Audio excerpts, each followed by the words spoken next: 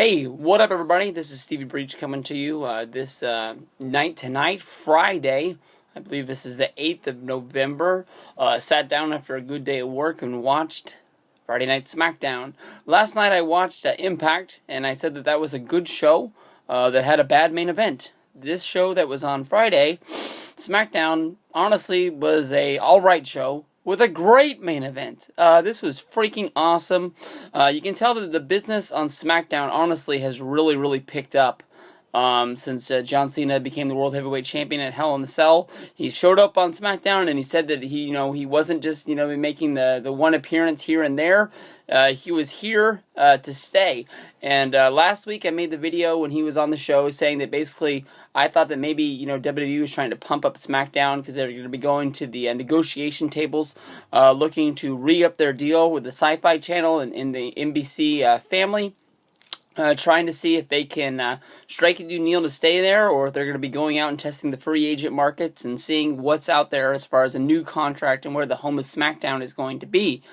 You can see that the last few weeks they've really been pumping people into it. John Cena, CM Punk was on this week, and they're honestly, I think, trying to make this show as big as they can make it. SmackDown back in the day used to be a real event. It went for a few years of SmackDown when they were on UPN, that they really went back and forth with Monday Night Raw over who was a better show. And then you can even go back to the brand split. They were making the show as great as they can be, and then somewhere along the way it sort of started to trail off. But there's been times, even when they've stacked the Monday Night Raw roster, that just because SmackDown had wrestlers that were so interesting, it was a good show to follow. I believe it was like 2006 or something like that. Whoever was in charge of SmackDown at the time, it seemed like everybody in the world had a gimmick.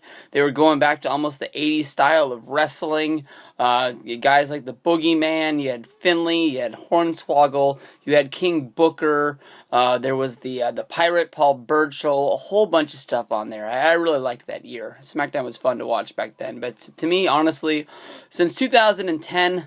easily, you can say that SmackDown really dropped off the face of the earth, and if they're going to make this show something that, is needed to be watched on Fridays, I'm all for it. I can honestly admit that I haven't been coming to the table watching him this much, but if I know Cena's going to be there, it's something that I definitely want to watch. Well, maybe not 2010, because I think 2010 was the year, maybe that was 2009, when Triple H was on SmackDown and Jeff Hardy, and they were really making that show really good. Whatever year that was, thumbs up to those guys. But anyways, John Cena was majorly the focal point of this show. Vicky Guerrero came out and she booked John Cena versus Alberto Del Rio for Survivor Series in Boston. Not like anybody didn't know this match was going to happen, since already Del Rio had said that he was going to be, getting his rematch at the pay-per-view 2 weeks ago on Monday Night Raw, and they pretty much restated this, but I guess you needed some figure of power to say that this is really going to be going down, and that's what Vicky did tonight. They looked like they were going to trade blows in the beginning of the show, and Vicky said that it wasn't going to happen tonight, that both of them were going to be put into matches, and they were going to be put to the test tonight. Alberto Del Rio, he went to the table and he faced the Great Khali. You don't need to hear from me how great that match was. That's part of me saying that this show wasn't that good until the main event. But then, honestly, the main event, John Cena versus the Ryback in an awesome match. This can easily be put up against any match that was in the beginning of this year when they fought at what the fuck did they fight at? They were the pay-per-view after WrestleMania, didn't they fight? And then they fought again at Payback. I think is the two matches that they had. One was the match that ended in a draw, and the next one was the 3 stages of hell with the ambulance. I believe that was the Payback main event. But that was this match was fucking awesome. I mean, they went through. It wasn't like anybody really believed that Ryback was going to win this match. They weren't going to trade the title on a SmackDown when basically, I'm not sure what Ryback's going to do at the pay-per-view, but everybody knows that they just booked John Cena versus Alberto Del Rio, and it's been done before.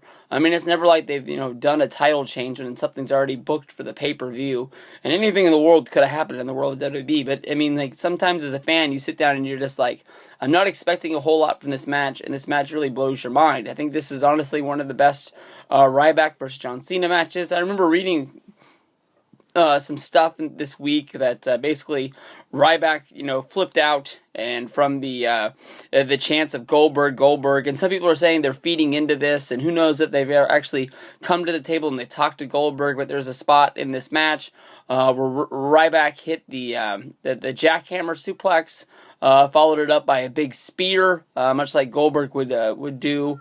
I don't know. Honestly, if it comes down to it, I'm not sure if WWE is talking to Goldberg. To me, honestly, it's probably just like Ryback and John Cena sat down to do this match, and John Cena, being a smart guy who gets booed all the time, is probably trying to help Ryback out and say, maybe if you feed into what they're chanting Goldberg, maybe they'll just stop. I mean, like, if the guy's picking on you, and you finally react to him picking on you, maybe he'll stop picking on you. But I mean, like, it might be one way of them trying to get the crowd to stop chanting it at him over and over and over again. To me, honestly, I'm not 100% sure if that match is ever going to happen, but it is what it is. But these guys set each other up. There was just 2 counts after 2 counts, and I mean close 2 counts, so where you thought that this match actually was over a few times. A few times that they countered each other's finishers.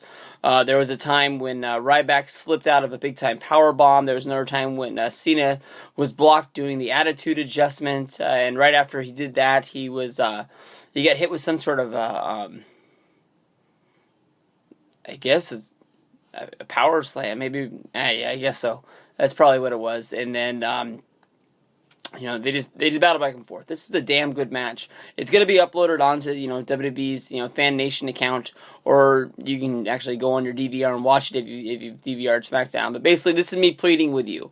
I'm gonna honestly say that SmackDown wasn't a great show, but John Cena in the main event in a match that was definitely something you need to go out of your way to see. It was definitely better than anything that was on Monday Night Raw this week. This will probably be the match of the week, I guess you could say.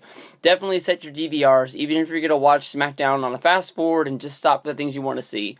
John Cena, his home is SmackDown now, and it's something that we need to see. Just mark your calendars. Next Friday. Peace out.